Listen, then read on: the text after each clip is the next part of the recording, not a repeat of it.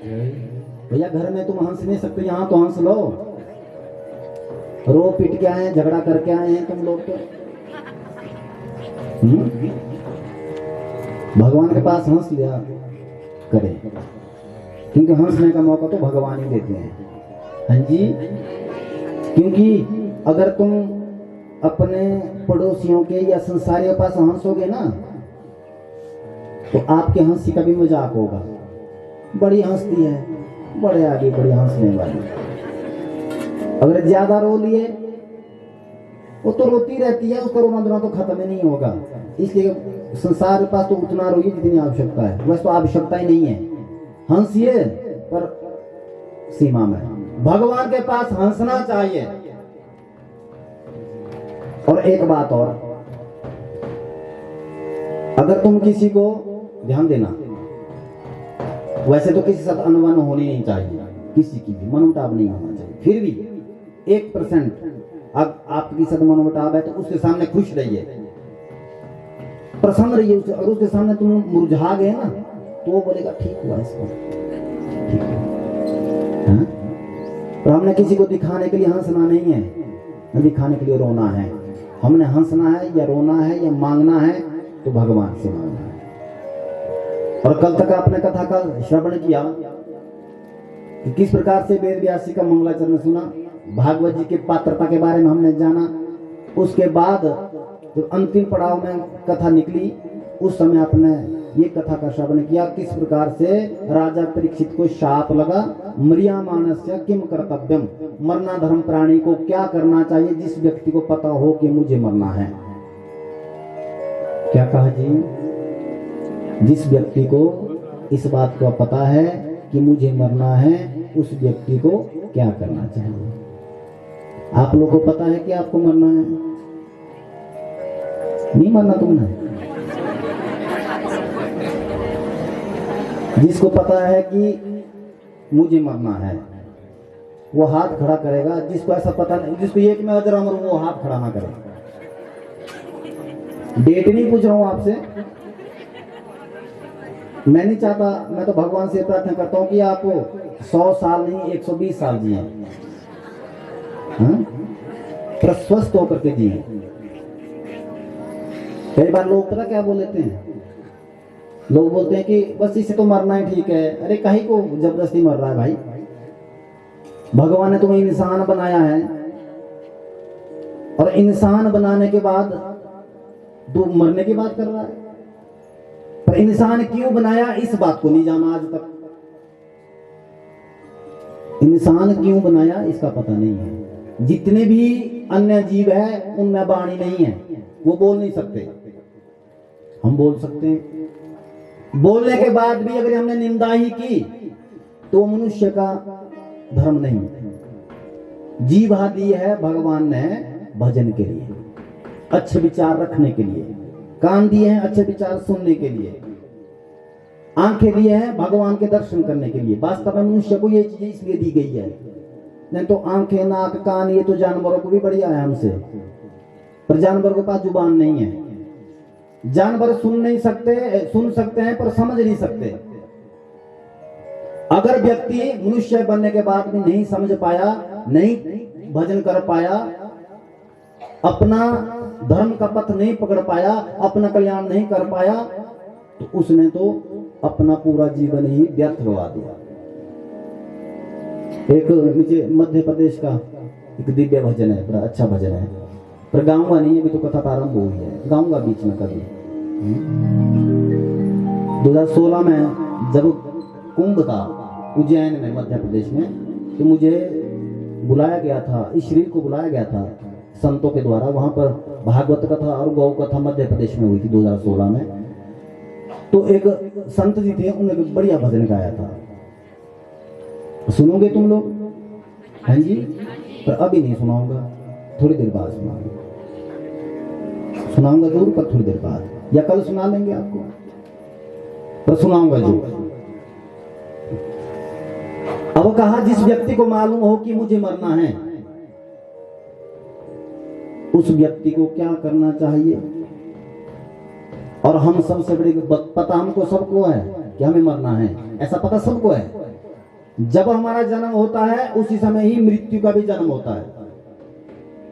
और आपका साथ आपका परिवार देना दे, पर मृत्यु आपका साथ जरूर देती है। आप जैसे ही मां के गर्भ से, आप यानी मैं भी आपके साथ ही हूं, जब हम मां के गर्भ से जन्म लेते हैं तो मृत्यु भी हमारे साथ आती है। जो परछाई है ना आपकी, वो आपके साथ हमेशा है। जिस दिन आपको परछाई नहीं दिखेगी, समझो 1 हफ्ते से ज्यादा आप जिंदगी नहीं जिएंगे। हाँ जी, समझ आ गया? जब परछाई दिखना बंद हो जाए आपको, समझ लेना मेरा काल बिल्कुल नजदीक है। जिस प्रकार से व्यक्ति की छाया उसके साथ रहती है, वृक्ष की छाया उसके साथ रहती है, उस प्रकार से आप बेशक अकेले चल रहे हो, लेकिन मृत्यु आपके साथ है। मृत्यु कब हमें डंक मार दे इसका पता तो सिर्फ या तो ईश्वर को है या तो मृत्यु को है। मृत्यु कलिकाल में स्वतंत्र है। अन्य युगों में जो मृत्यु थी वो स्वतंत्र नहीं थी। उस समय मृत्यु ऐसे होती थी, सत्युग की बात करें, जब तक हड्डी रहेगी आपकी तब तक आप जिंदा रहेंगे।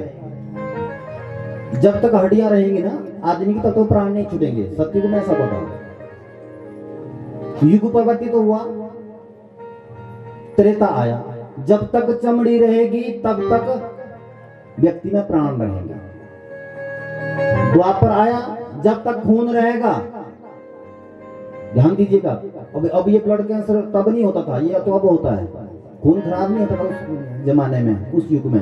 जब तक खून रहेगा तब तक प्राण रहेंगे। कलिकाल में चाहे हड्डियां रहे, चाहे चमड़ी रहे, चाहे खून रहे, पर मृत्यु कब मार दे कोई पता नहीं। और क्षण भंगुर जिंदगी, आप अभी कथा में बैठे, हम लोग कथा में बैठे हैं, पता नहीं इतने लोगों में से किसकी मृत्यु कब आ जाए, कोई पता है क्या? किसी को कोई पता नहीं है। और सबसे बड़ी गलती हम क्या करते हैं, सुखदेव मुनि भागवत के माध्यम से संदेश दे रहे हैं, सबसे बड़ी गलती हम ये करते हैं कि हम मृत्यु को याद नहीं करते। घर बनाते हुए हम सोचते हैं कि मैं ऐसा घर बनाऊंगा कि 10 साल बाद लोग देखें कि ऐसा घर बना, पर 10 साल तूने देखे हैं कि नहीं देखे हैं, किसने देखा? कल क्या होना किसने कुछ नहीं देखा। इसलिए अपने सुबह जब आप उठते हैं, सबसे पहले भगवान इत्यादि को आप नमन भजन करते हुए प्रणाम करें, उसके बाद आप मृत्यु को भी जरूर प्रणाम करें, क्योंकि वो अटल है, वो सत्य है। मृत्यु, ध्यान देना, मृत्यु अटल है, ये सब लोग जानते हैं, पर जानने के बाद भी इग्नोर करते हैं, नजरअंदाज करते हैं। ये मनुष्य की भूल है। जानवर नहीं जानता कि मुझे मरना है। जानवर तब जानता है मरने के बारे में जब उसको खतरा पैदा होता है। सांप के लिए जब आप पत्थर उठाओगे तब सांप को पता चलता है मुझे मारने के लिए, मुझे मृत्यु होना है, यानी मुझे मरना है, तब सांप को मालूम होता है। मनुष्य तो इस बात को समझता है कि मैं मर भी सकता हूं, पर फिर भी गलत काम कर जाएगा। और एक बात और है, व्यक्ति बोलते हैं, लोग बोलते हैं कि व्यक्ति खाली हाथ आया है और खाली हाथ, हाँ जी बोलते हैं ना, खाली हाथ आए थे ना और खाली हाथ जाएंगे। आप खाली हाथ नहीं जाएंगे। आपका पुण्य और आपका पाप आपके साथ जाएगा।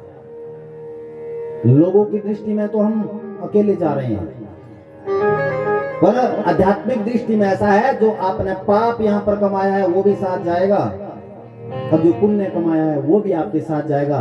पर सबसे ज्यादा बुद्धिमान व्यक्ति ये है, अगर इस चादर में, मनुष्य रूपी शरीर के चादर में अगर हमने मैल लगा भी दिया है, सबसे बढ़िया व्यक्ति वो होता है, समझदार वो होता है, जो व्यक्ति अपने कपड़ों को स्वयं धोए। कौन से कपड़े? ये शरीर रूपी पाप किए गए कपड़े, शरीर का ये कपड़ा है, ये बाहर का कपड़ा नहीं बोल रहा मैं, शरीर के कपड़े के बारे में बोल रहा हूँ। और ये इस शरीर रूपी कपड़े के धोने के लिए धोबी घाट भगवान ने बनाया है, तो वो बनाई है कथा। यहां पर व्यक्ति के शरीर के द्वारा किए गए पापों को धोया जाता है, ये वो धोबी घाट है। कुछ समझ आ रहा है? हाँ जी। अगर आपने 5000 का कुर्ता खरीदा है, उसकी कीमत का पता आपको है, जब आप उसको धोएंगे तो आप बड़े प्रेम से धोएंगे, कहीं फट ना जाए, क्योंकि आपको पता है 5,000 लगा इसमें। अगर आपने अपने हाथों से नहीं धोया, वॉशिंग मशीन में आपने डाल दिया या धोबी घाट में आपने किसी के पास धोने के लिए दे दिया, वो तो अपने हिसाब से करेगा, फिर उसकी पिटाई। कहने का मेरा भाव यह है, इस मानव देह को प्राप्त करने के बाद वही व्यक्ति समझदार है जो अपने जीवन में कथा का आश्रय लेकर के आज तक किए गए अपराधों को अपने हाथों से भजन के माध्यम से धो ले। सबसे बढ़िया उत्तम पुरुष वही है, ताकि साफ सुथरा कपड़ा सब पहनना चाहते हैं, गंदा मैला कपड़ा कोई नहीं पहनना चाहते।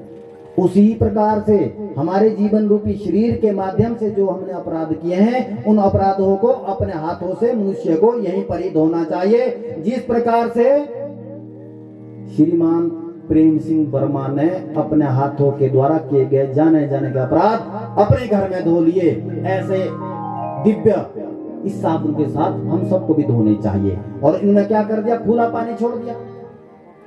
ये खुला पानी तो है, सब धो रहे हैं, हम तो धो ही रहे, पर तुम भी धो लो।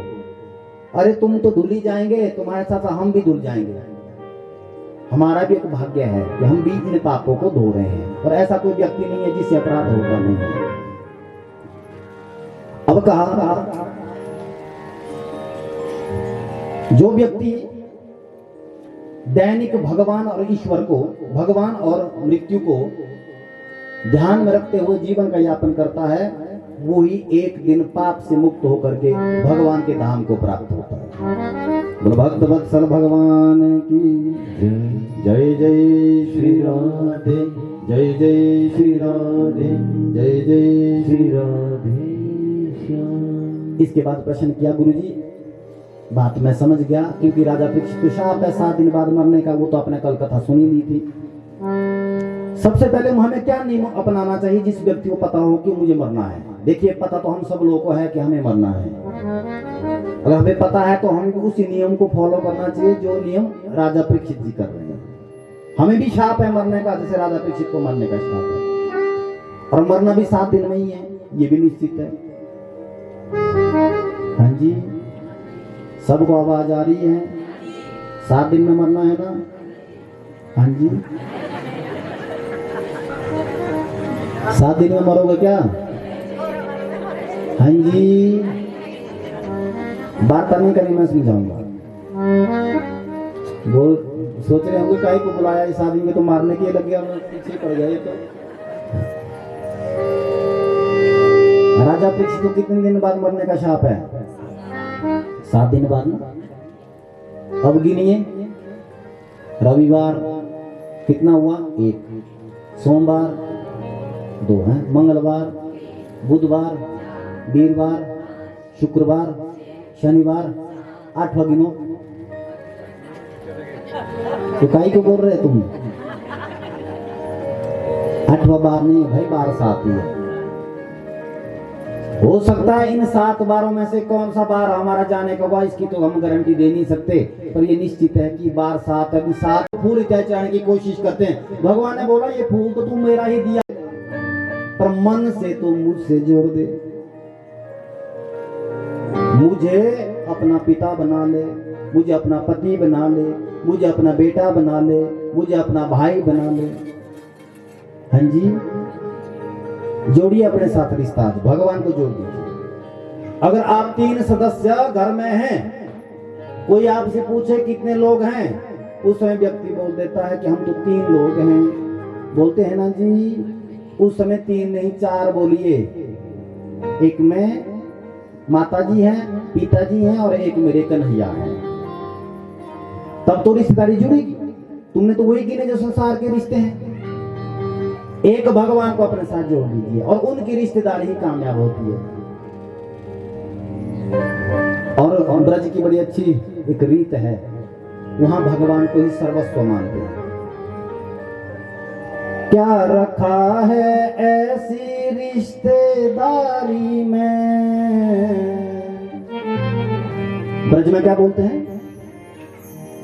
क्या रखा है ऐसी रिश्तेदारी में, मुझे रख लेना मेरे श्याम तेरी दरबारी में। मुझे रख लेना मेरे शाम तेरी दरबारी में।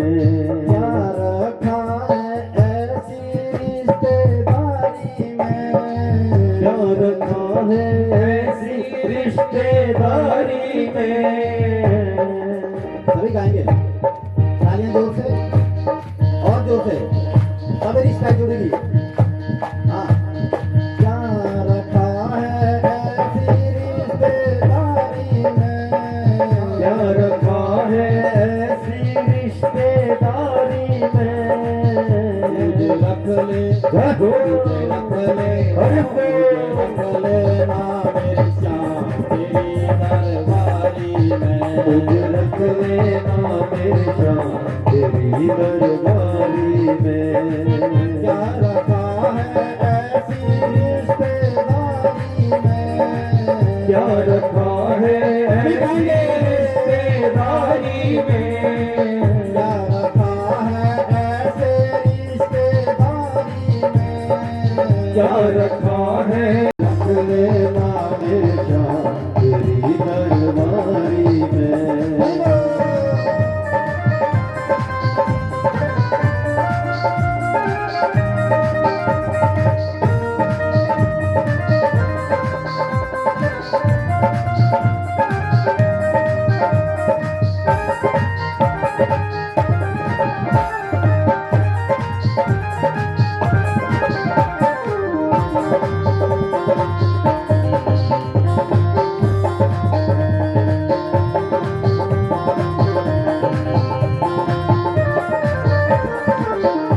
तेरा रुतबा तेरा नजारा तीनों लोक से न्यारा है।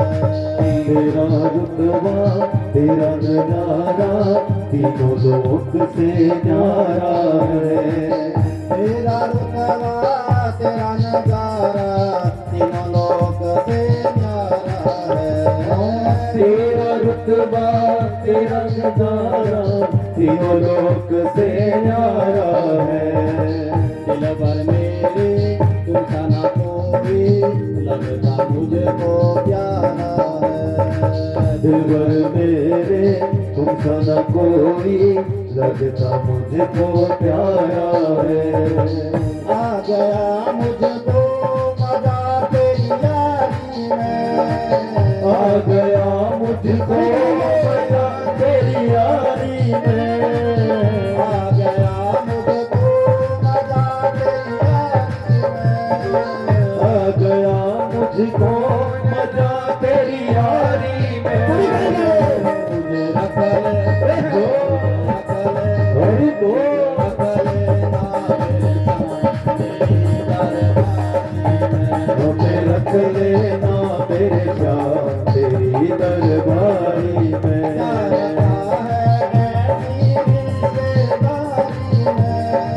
क्या रखा है ऐसी रिश्तेदारी में, क्या रखा है ऐसे रिश्तेदारी में। मुझे रख ले हरि बोल। मुझे रख लेना मेरे शाम तेरी दरबारी में। जय हो काली की सेवा हरि बोल। जय हो।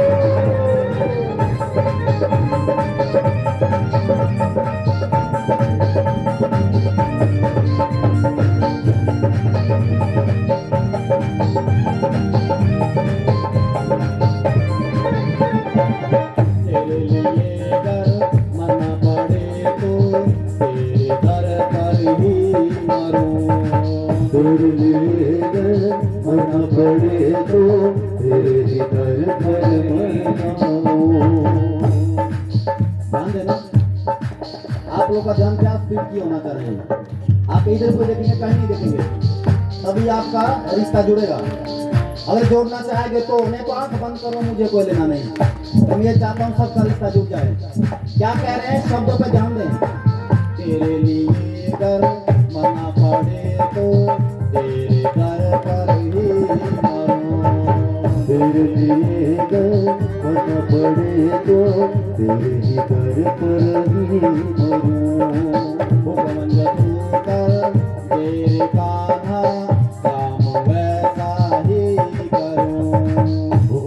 कर दे तुमको कान्हा, काम वैसा ही करूं। तेरे लिए अगर माना पड़े तो तेरे दर पर ही करूं। तेरी दरबारी में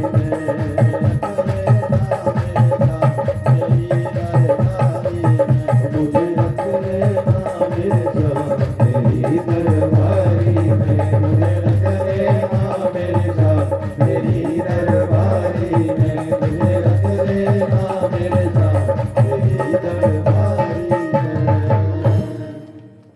रिश्ता जुड़ा नहीं जुड़ा? जुड़ गया? ऐसा जुड़े कभी छूटे ना, ऐसा रिश्ता जुड़े। वैसे तो अपने कल भी रिश्ता जुड़ा था ना। हाँ जी, हमारे कितने रिश्तेदार। मैं तुमसे पूछ रहा हूं, तुमने बोलना है जवाब में। अभी फंसे हैं तो फिर कुछ कर नहीं सकता। अगर रिश्तेदारी में ही अभी भी है ना, अगर हमारी तरह दो रिश्तेदार हैं तो बता दो। तुम्हारे कितने रिश्तेदार? 8-10 लोगों की हैं दो रिश्तेदार, बाकी 10-50-100 हैं अभी भी। दिखाइए उंगली करके, हमारे कितने रिश्तेदार, हमारे दो रिश्तेदार। कौन कौन?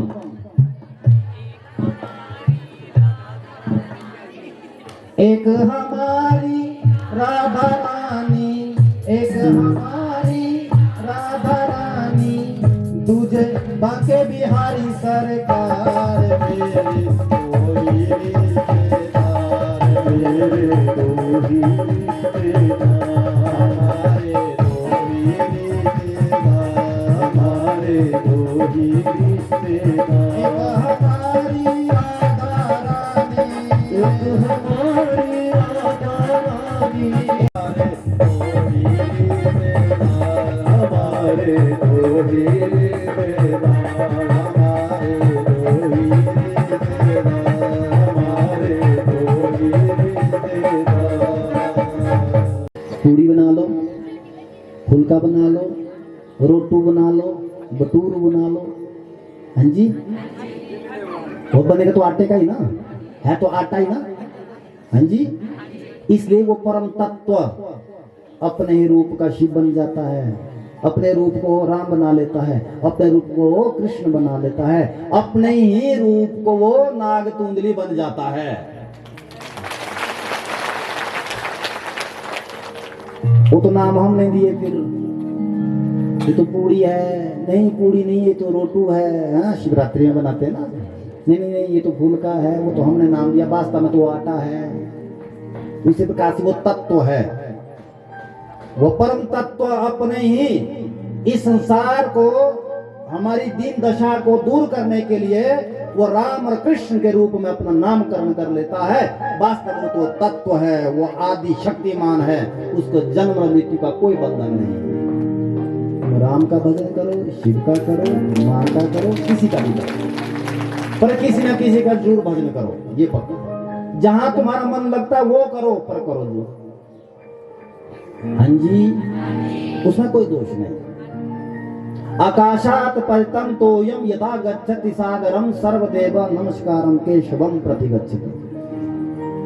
आकाश से एक बूंद आपके घर की छत पर गिरी जब बारिश होती है, और वो बूंद धरती पर गिरी, और आपके रास्ते से वो पानी बहता हुआ कहाँ सतलुज में चला गया। सतलुज बहते बहते कहाँ पहुंच गई? समुद्र में। उसी प्रकार से जैसे आकाश से एक बूंद धरती पर गिर करके नदी नालों का रूप धारण करते हुए समुद्र तक वो बूंद पहुंच जाती है, इसी प्रकार से केशवम प्रतिगच्छति सर्वदेवम नमस्कारम। जिसको भी आपने प्रणाम कर दिया, केशवम प्रतिगच्छति, वो कृष्ण तक पहुंचता है। हाँ जी, समझ आ गया? इसलिए यहाँ पर कोई छोटा बड़ा नहीं है, यहाँ छोटे बड़े की कोई लड़ाई नहीं है, ये सब एक है। जहां तुम्हारी श्रद्धा जागृत होती है, जो रूप आपको भगवान का अच्छा लगता है उसको प्रणाम करें। उसका प्रणाम तो सबको करें, लेकिन उसका स्तवन करें। या आपके गुरुजी ने आपको जो दीक्षा दी है, शिक्षा दी है, जो आपको गुरु मंत्र दिया है, पुरुषों को, माताओं को तो बोला गया है कि जब तक आपके पति हैं वही आपके गुरु हैं। हाँ जी, पर अगर गुरु सुबह उठते ही शराब से ही कुल्ला भी करेगा तो वो गुरु का ही का है। हाँ जी, भाषा थोड़ी कड़वी है पर मुझे तुमसे डर नहीं लगता, ये सच्चाई है। तो क्या करें, रिस्पेक्ट तो करनी है। पति परमेश्वर है, पर परमेश्वर का वो अर्थ भी तो जाने। जिस प्रकार से राम जी ने मर्यादा का पालन करते हुए माता सीता का ध्यान देना, ख्याल रखा, उसी प्रकार से उनको भी चाहिए कि वो भी ख्याल रखें। फिर राम और सीता की जोड़ी बन जाएगी। यानी अगर आपको ऐसा लगता है कि होता है, मैंने ऐसे परिवार में देखा है, विपरीत परिस्थिति है परिवार की, फिर भी किसी महात्मा से, किसी गुरुजन के पास कुछ अपना मार्गदर्शन जरूर करें। आपका यज्ञोपवीत संस्कार तो नहीं होता है, पर आप गुरु से मार्गदर्शन जरूर ले सकती हैं कि गुरुजी अब मेरे आंखों के सामने अंधेरा है, किसी शास्त्र का आप स्तवन करें, किसी विद्वान से आप राय जरूर लें, कोई मंत्र आपको मिले जिसका आप स्तवन करें, और आप भगवान के उस परम धाम की उस कृपा का अनुभूति आप कर सकें। और हर एक पुरुष को गुरु धारणा करनी चाहिए, यज्ञोपवीत संस्कार सबका होना चाहिए, फिर वो प्रतिष्ठित बन जाता है। मूर्ति की दुकान में आप जाते हैं, हजारों मूर्तियां वहां पर रहती है, जब हजारों मूर्तियों को देख करके वहां कोई धूप बत्ती नहीं करता, वहां कोई ज्योत नहीं जलाता, जो मूर्ति की दुकान है वो तो जब तुम उस मूर्ति को खरीद लेते हैं, घर में लाते हैं, फिर प्रतिष्ठा होती है, फिर इसको भोग लगाते हैं। माता पिता की कृपा के द्वारा हमारी मूर्ति बनती है, शरीर बनता है, फिर गुरु के द्वारा जब यज्ञों की संस्कार होता है हमारा, जो गुरु मंत्र हमें मिलता है, सनातन धर्म की मर्यादा का पालन करते हैं, फिर हम हमारी ये शरीर रूपी मूर्ति की प्रतिष्ठा होती है, तभी हम प्रतिष्ठित होकर परमात्मा तक पहुंचते हैं। समझ आ गया? हाँ जी। और इसलिए कहा, मैं क्या पूछ रहा था आपसे, भजन गाना चाहिए, कोशिश करनी चाहिए अधिकतर, क्योंकि आंख और कान ये दो ही ऐसे रंध्र है, हमारे शरीर के दो ऐसे पार्ट हैं जिसके द्वारा हम हमारे अंदर परमात्मा गुणगान भी जा सकता है और संसार भी जा सकता है।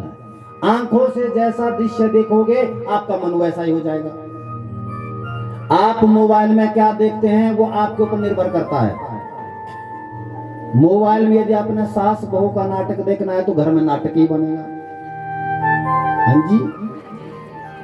अगर उसी मोबाइल में आपने राम की कथा सुन ली, कृष्ण की कथा सुन ली, भजन आपने सुन लिया, तो आप आनंदित हो जाएंगे। और कानों से आपने जो चीज सुनी है वैसा ही हो जाएगा। पहाड़ी गाने सुनेंगे तो आपको मन में ऐसा होगा कि मैं किसी शादी में हूं, किसी पार्टी में हूं, होगा ना ऐसा? हाँ?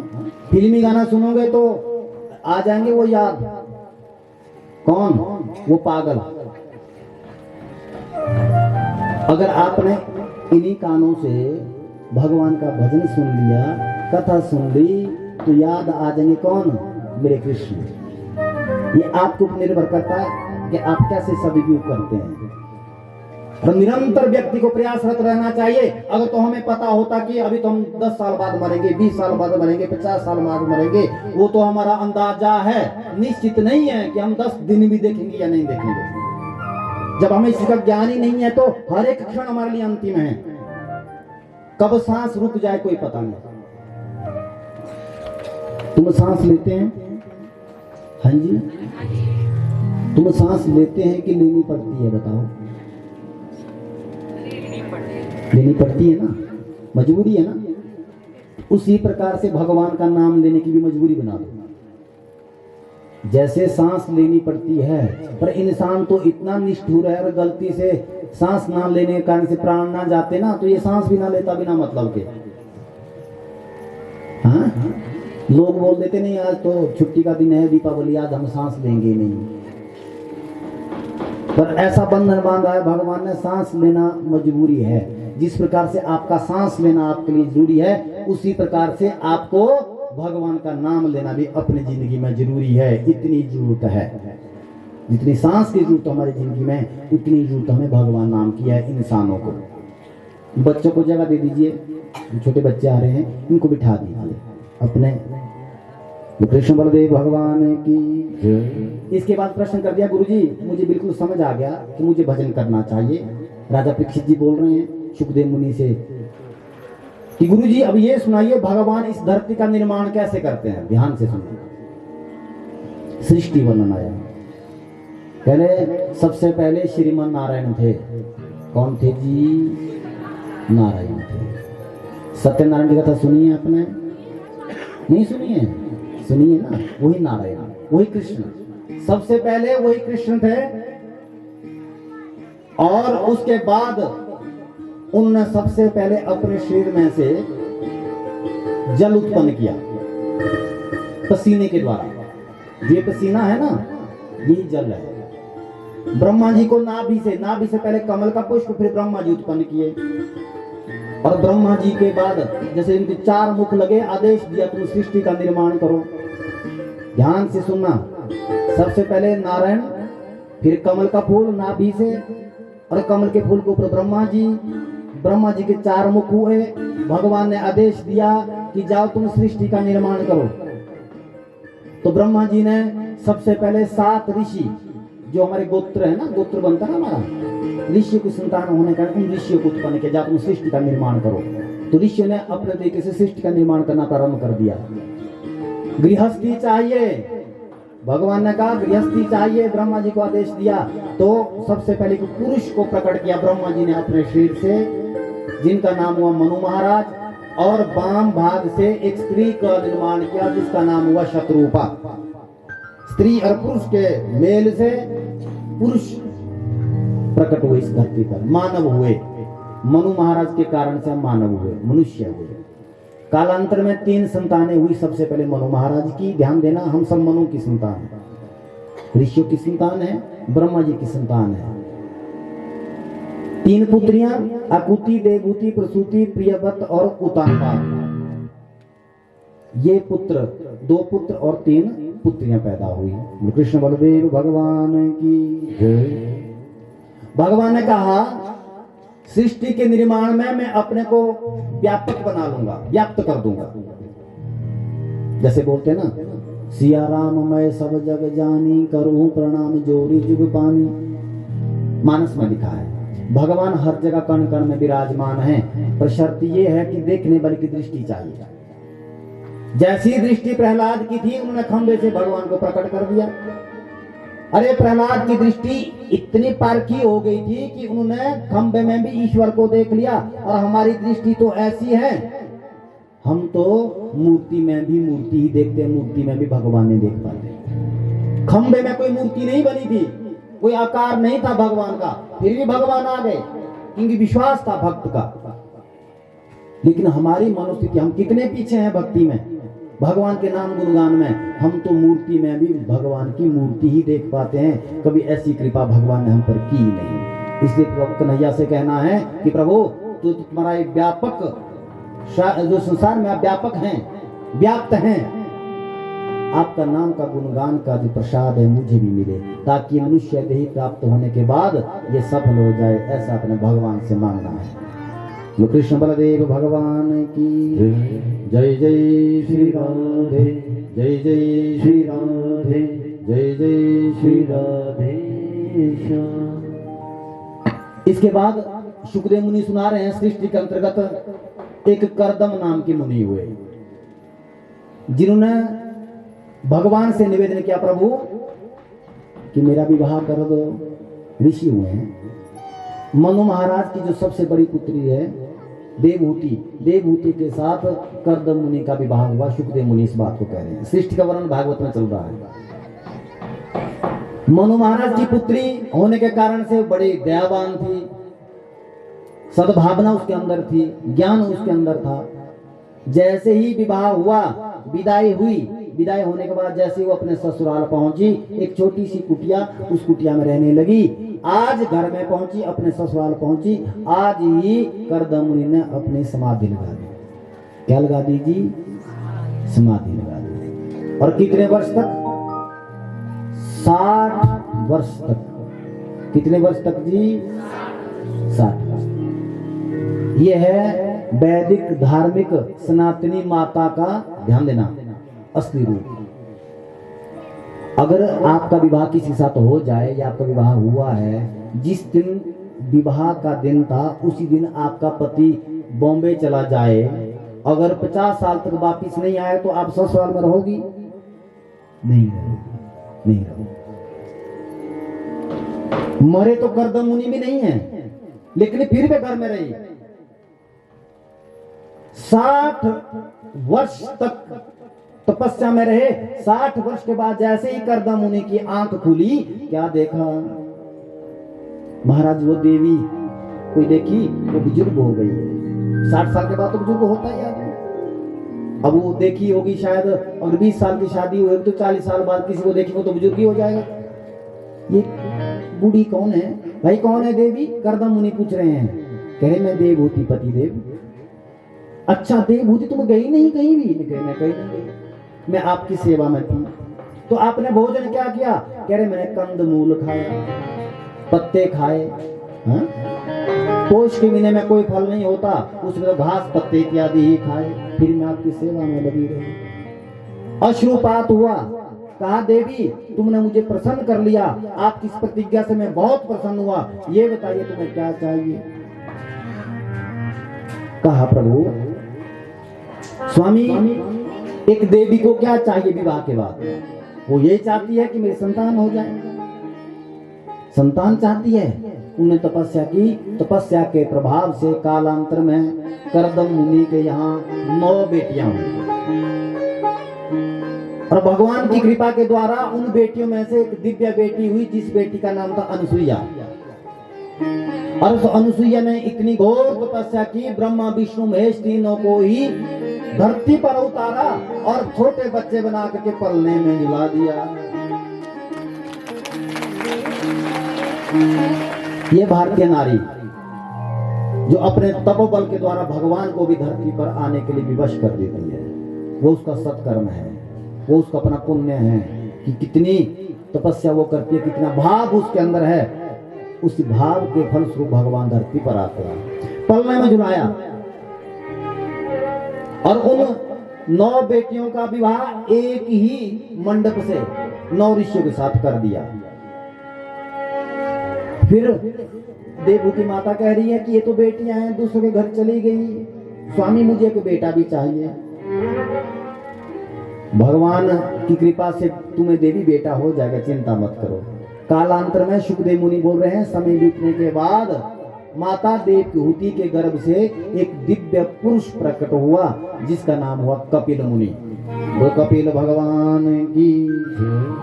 और कपिल भगवान 24 अवतारों में एक अवतार हुआ है कपिल मुनि के। मालूम हुआ कि ये परमात्मा है। करदम मुनि तो घर गृहस्थी छोड़ करके जंगल में चले गए थे। अपने पुत्र कपिल मुनि से कह रही है माता देवहूति, बेटा मैंने सुना है तुम परमात्मा है। कपिल मुनि कह रहे हैं हाँ माँ मैं ईश्वर हूँ, अब बताइए तुम्हें क्या चाहिए। सुंदर आसन दिया अपने बेटे के लिए, आसन पर बिठा करके उनके सामने अपना आसन लगा दिया। कह रही है बेटा मेरे एक प्रश्न का उत्तर देना है। फिर बोलो माता। माँ क्या चाहिए? कौन सा तुम्हारे मन में कोई ऐसा प्रश्न है जिसका तुम्हें उत्तर ना मिल पा रहा हो? कहा मेरे पास सब सुख सुविधा है, अच्छे घराने में मेरा जन्म हुआ था, अच्छे मुझे पति मिले जो तपस्वी थे, अच्छी मुझे संतानें मिली, ऐसी बेटी मिली जिसने ब्रह्मा विष्णु महेश को ही अपना पुत्र बना दिया। बेटा भी अच्छा मिला क्योंकि तुम जैसा परमात्मा ही मेरा बेटा बन करके आ गया। फिर भी कहीं मेरे मन में अशांति है, मन में कहीं शांति नहीं है। ये जो मेरी मन की भटकन है, इस मन की भटकन को मैं कैसे शांत करूं? मैंने देखा है संसार में ऐसा होता है, नौकरी भी आपके पास है, गाड़ी भी आपके पास है, परिवार भी आपके पास है, धन भी आपके पास है, रिश्तेदारी भी आपके पास है, रिस्पेक्ट भी आपका समाज में है, उसके बाद भी कुछ इच्छाएं शेष है।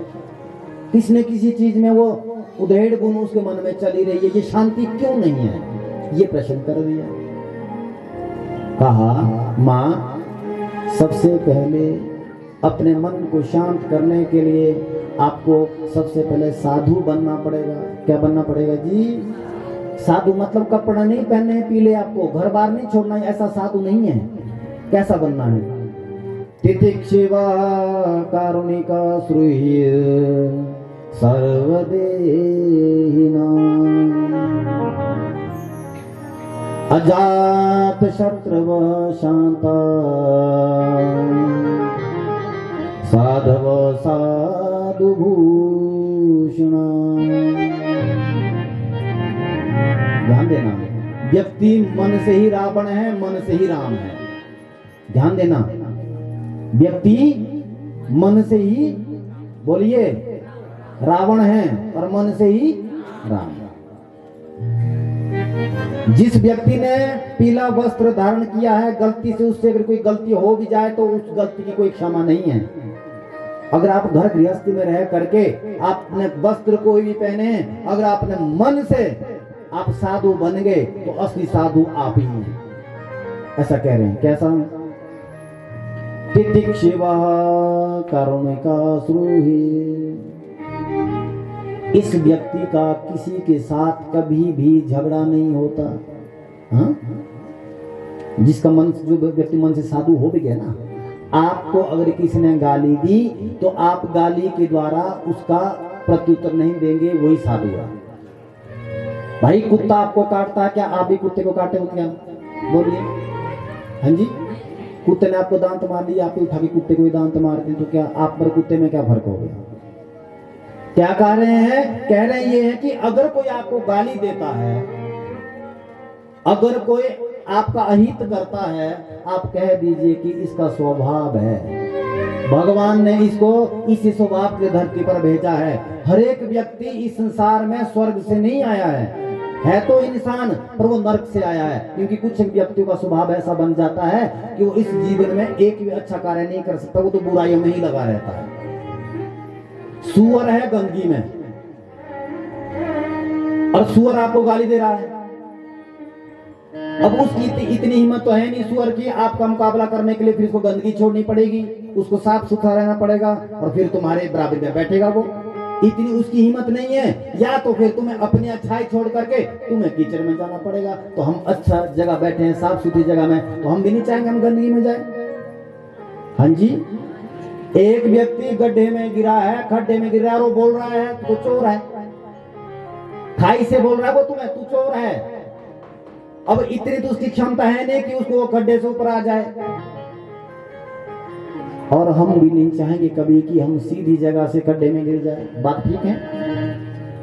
एक साधु स्नान करने गया नदी में, तब तक बिच्छू आया, बिंचू जिसको बोलते हैं अपनी भाषा में। वो तैरता हुआ आया, साधु के हाथ में डंक मार दिया, यूं फेंक दिया, फिर डंक मारा, यूं फेंक दिया।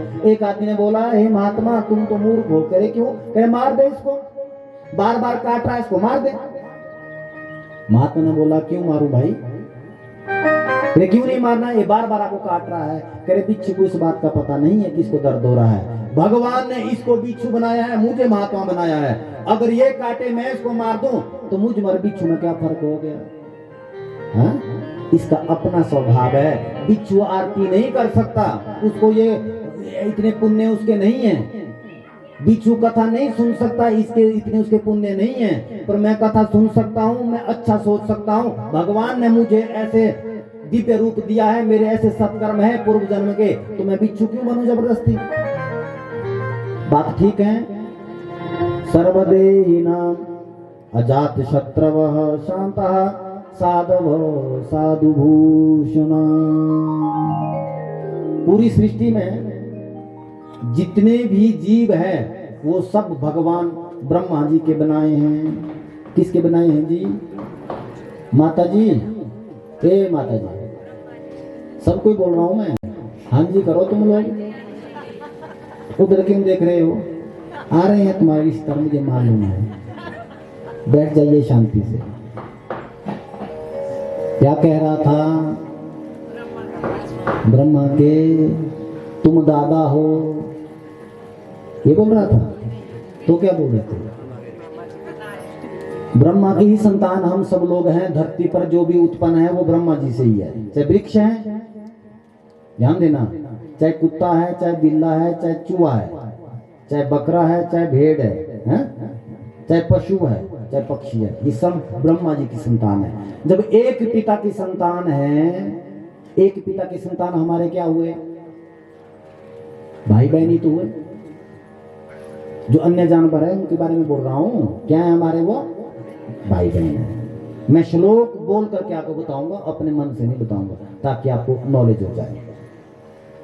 अब देखिए, जिस प्रकार से कोई कुत्ता है, कोई बिल्ला है, कोई गधा है, कोई हाथी है, या कोई पशु पक्षी है, उसी प्रकार से जैसे हमारे शरीर में सिर है, आंख है, नाक है, कान है, जीभा है, गला है, छाती है, पांव है, उंगलियां हैं, सब तो हमारे अंगी है ना। अगर किसी ने कुछ अपराध कर भी दिया, क्या उसको मार देना चाहिए? बताइए। और किसी जानवर ने अपराध थोड़ा सा कर भी दिया, क्या उसको मार देना चाहिए? बोलिए, नहीं मारना चाहिए ना। दांत होते 32 और जीभ है एक। दांत है कठोर, जीभ है नाजुक। कई बार तुम रोटी खा रहे हैं, दांतों से जीभा में कट लग जाता है, क्या तुम पत्थर उठा के उस दांत को तोड़ते हैं क्या? हाँ जी, फिर तोड़ने चाहिए दांत अपने की संजीभा को काटा। तुम जानते हैं कि कल से रोटी नहीं खा पाएंगे, इस बात को तुम जानते हैं। कट लग गया जीभा में तो अब दांत नहीं तोड़ोगे तुम उसके चक्कर में। उसी ही प्रकार से अगर किसी ने हमारा अहित कर भी दिया, फिर भी उसको अभय प्रदान करना चाहिए, साधु का भूषण है। अरे अगर किसी जानवर ने अपराध कर दिया, फिर भी उसको नहीं मारना चाहिए, ऐसा बोला है। और सबसे ज्यादा जो हमारा जितने जीवों में से ना, एक जीव ऐसा वो कभी हमारा नुकसान नहीं करता, हमारा फायदा करता है, उसका नाम है मछली। क्या नाम है जी? मछली। मारते हो क्या? खाते हो क्या? हाँ जी। मछली कभी तुम्हारे खेतों में, तुम्हारे खीरे खाने कभी नहीं आई, नाज वो आई? तुम्हारे गेहूं खाने आई कभी? तुम्हारे छली खाई कभी उसने? तो तुम क्यों खा रहे हैं? तुम खाओ, फिर तुम्हें वो खाएगी। मछली बनना पड़ेगा, एक बार नहीं कई जन्मों तक मछली बनना पड़ेगा। कई जन्मों तक, ध्यान देना, कई जन्मों तक मछली बनना पड़ेगा। और एक झटके में उस मछली बोलती है, जितने खतरनाक तरीके से मेरे प्राण छूटते हैं, उतने खतरनाक तरीके से तो किसी के प्राण नहीं छूटते। बोलते ना, कुत्ते की मौत मरेगा, ऐसा बोलते हैं, कुत्ते की मौत मरेगा। जितनी तड़पन उस मछली की होती है, पता नहीं कितने बच्चे उसके छूट गए। आपने जिस मछली को पकड़ा है ना, कितने छोटे छोटे बच्चे, दूध पीने वाले बच्चे उसके छूट गए बेचारी के।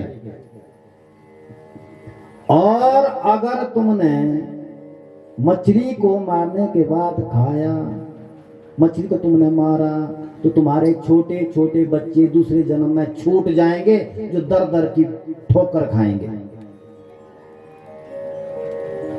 क्योंकि उसने तुम्हारा नुकसान नहीं किया, तुमने उसका नुकसान किया। अगर तुम अपने बच्चों से प्रेम करते हैं ना, वास्तव में अपने बच्चे को तुम ये सोचते हैं कि मेरा बच्चा लंबी उम्र जे अच्छा बने, तो आज से ही मछली मारना छोड़ दो, मेरे कहने से छोड़ दो।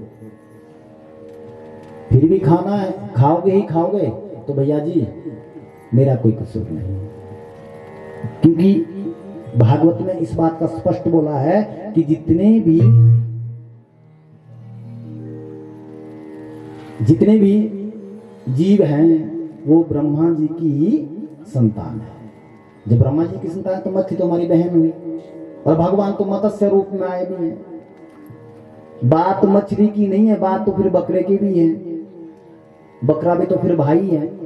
हाँ जी, एक छोटी सी बकरी को तुम उठा के ले जाते हैं, फिर काट लेते हैं। किसी का बेटा है, तुम्हारा 5 साल के बेटे को कोई काट दे, तुम्हें कैसा लगेगा? क्योंकि उसकी सुनवाई नहीं होती, उस बकरी की बेचारी की कहीं सुनवाई नहीं होती, क्योंकि वो कोर्ट कचहरी में नहीं जा सकती, उसकी बेचारी की चलती नहीं है। यही इसकी गलती है। पर उसकी एक जगह चलती है जहां तो फिर हमारी नहीं चलेगी, वो है परमात्मा का दर। वहां तो उसकी भी सुनी जाती है, उस दरबार में तो उसकी भी सुनी जाती है, पर जब वहां सुनी जाती है फिर हमारी नहीं सुनी जाती है। लोगों ने बड़ा अच्छा बहाना बनाया है। कई बार लोग हमसे पूछते हैं ये तो खाने के लिए बने हैं, कहीं ऐसा नहीं लिखा कि बकरा खाने के लिए बना है, ये तुम्हारी जीभ बोल रही है। कौन बोल रही है? जीभ। जो व्यक्ति ऐसा अपराध करने के बाद अपना जीवन यापन करता है, कह रहे लोहे की रॉड होती है, लोहे की सरिया होता है, लोहे के सरिये को लाल करते हुए उसकी जीभा को पहले खींचा जाता है, उसकी जीभा को पूरी ताकत के साथ खींचा जाता है, फिर उसमें वो लोहे की क्या, वो सरिया, लोहे का सरिया गाड़ दिया जाता है और वो लाल ही रहता है। एक उसको बाल से पीछे से खींचेगा और जीभा बीच में रहेगी। कई सालों तक उसके साथ ऐसा किया जाता है जो ऐसा अपराध करता है। मुझे गाली देने से कुछ नहीं होगा, पर मैं वो कह रहा हूं जो यहां है, लिखा है। हो सकता है भगवान आपको सुनने का अवसर दे रहे हो, ऐसा भी तो हो सकता है। व्यासपीठ भगवान की वाणी होती है, तो शायद भगवान ही कोई कृपा पे कर रहे हैं। इसलिए अथातो ब्रह्म जिज्ञासा जन्माद्यस्य यतः, भागवत बोलता है अथातो ब्रह्म जिज्ञासा, परमात्मा के द्वारा बताए गए रास्ते का अनुसरण करना चाहिए। कब से? जन्माद्यस्य यतः, जन्म से लेकर मृत्यु पर्यंत तक वो ही करना चाहिए जो शास्त्र मर्यादित है।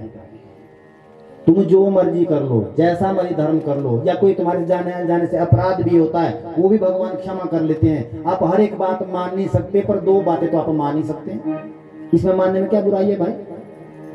मत कीजिए, काटिए किसी चीज को, मत पिए, इसके बगैर आदमी को कुछ नहीं हो सकता। जो असली धार्मिक होगा, जो यहाँ पर पशु रूप में आया है, वो तो जिसकी अपनी इच्छा जैसा वो करेगा वैसा ही है।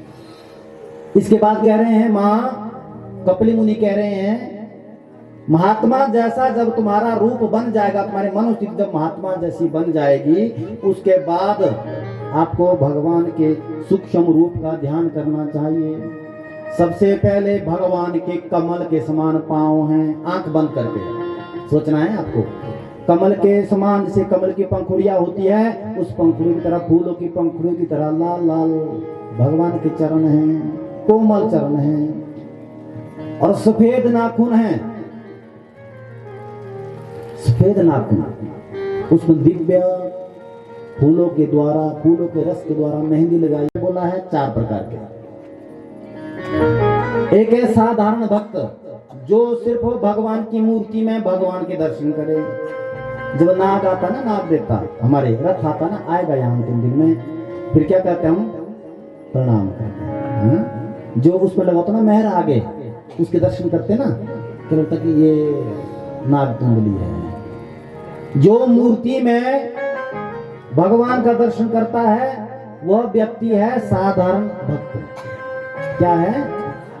जोर से बोलेंगे, साधारण भक्त जो मूर्ति के द्वारा भगवान का दर्शन करता है।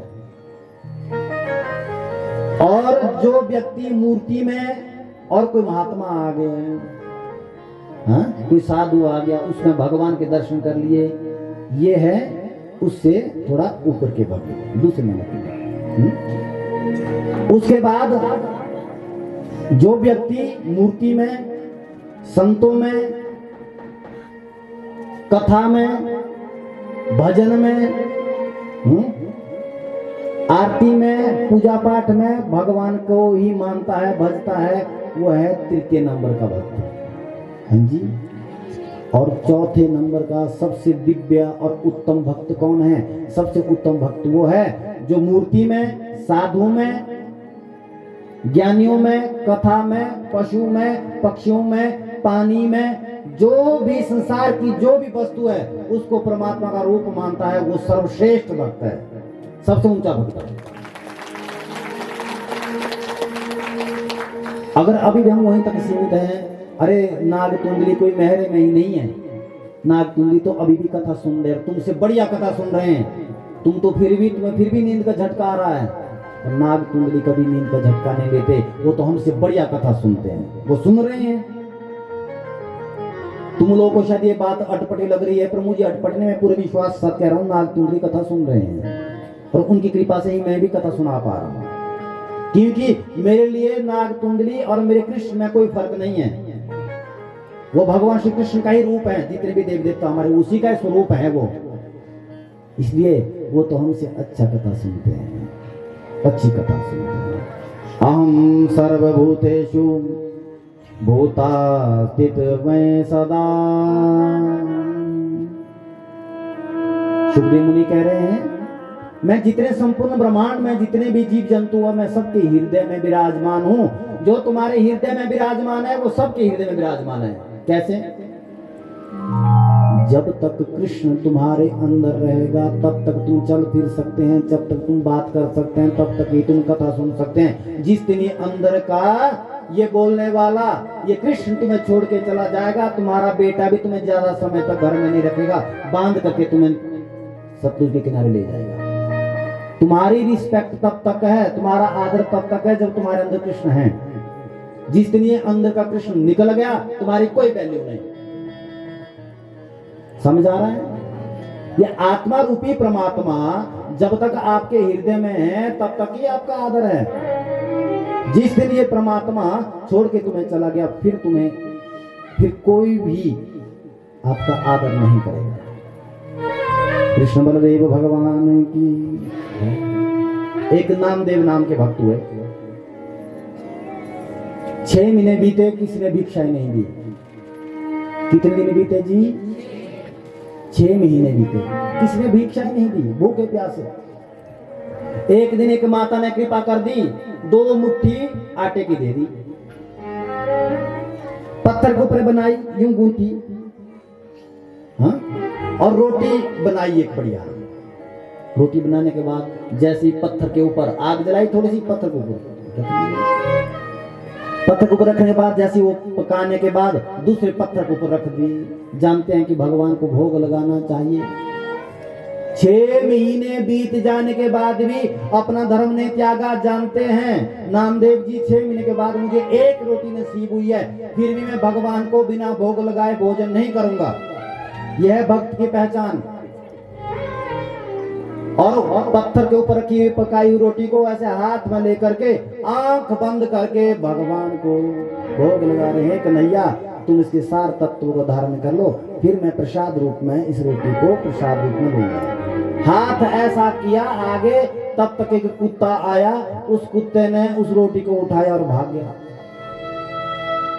और गलती से तुम 4 दिन के भूखे हो ना, तो तुम्हारे पास रोटी एक ही है, और गलती से कुत्ते ने वो रोटी तुम्हारी उठा दी, तुम तो उसको गोली मार देंगे। हाँ, लकड़ पत्थर तो दूर ही मारेंगे। पर नामदेव ने क्या किया? रोटी उठाई और भाग गया कुत्ता। आंख खोली, अरे रोटी तो है नहीं। जबरदस्ती उठे, आवाज लगा रहे हैं।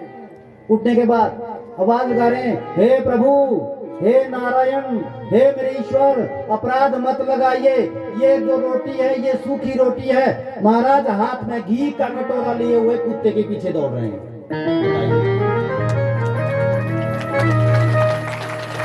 नामदेव को वो कुत्ता नहीं दिख रहा है, नामदेव को उसमें परमात्मा दिख रहे हैं कि कोई श्रेष्ठ भक्तों की श्रेणी में एक है। आगे आगे कुत्ता, पीछे पीछे नामदेव। हाथ में घी का कटोरा लेकर के कुत्ते के पास पहुंचते हैं। कुत्ता भी रुक गया। जैसे कुत्ता रुका, उसके मुंह से रोटी निकाली और ऐसे घी लगाया। जैसे घी लगाया, अपने हाथों से कुत्तों को खिलाया। जैसे कुत्ते को रोटी खिलाई, उसी से मेरा श्याम सुंदर प्रकट हो गया। बोल भक्त वत्सल भगवान की। यह है भक्त की पहचान। भगवान किस रूप में आ जाए कोई नहीं कह सकता।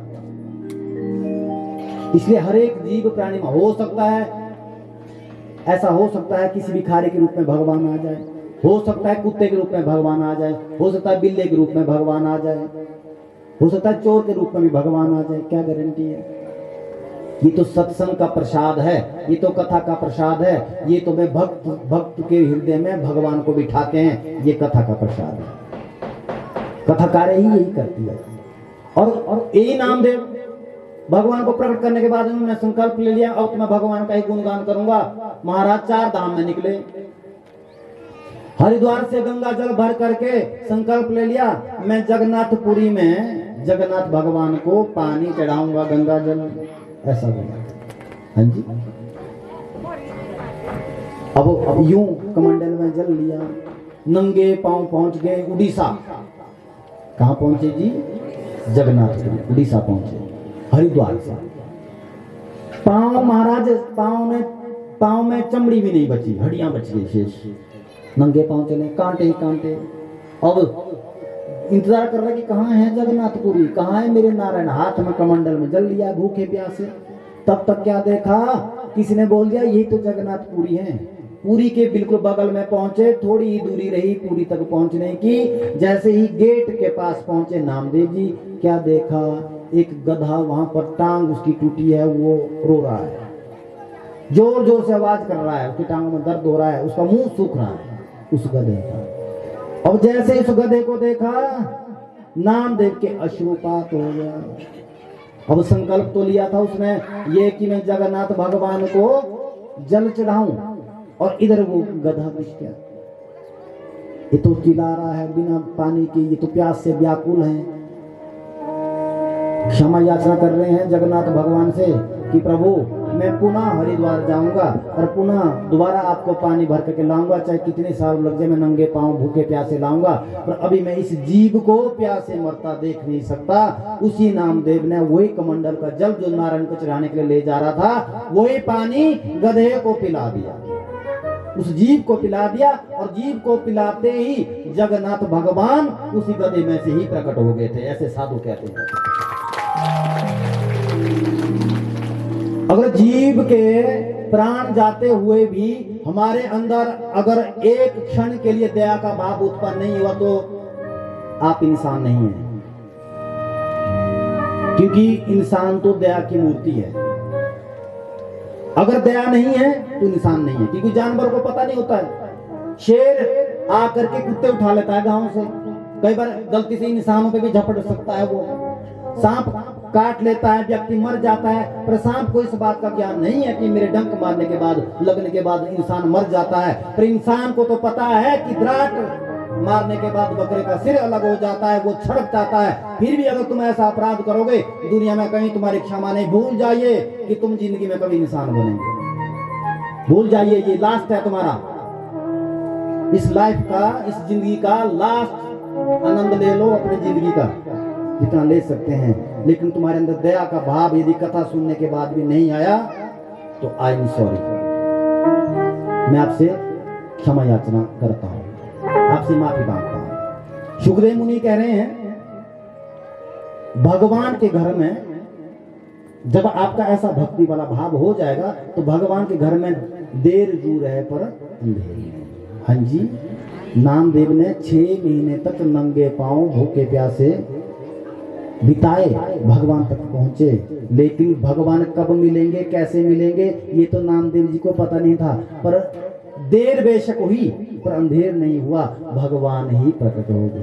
हाँ जी, तो कहते हैं किसी से उसकी मंजिल का पता पाया नहीं जाता, किसी से उसकी मंजिल का पता पाया नहीं जाता, किसी से उसकी मंजिल का पता पाया नहीं जाता, किसी से उसकी मंजिल का पता पाया नहीं जाता।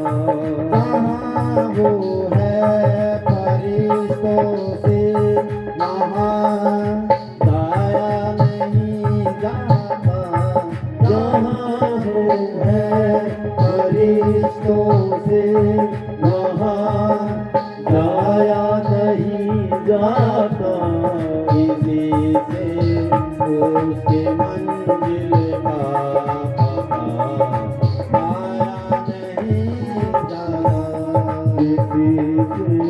उसकी मंजिल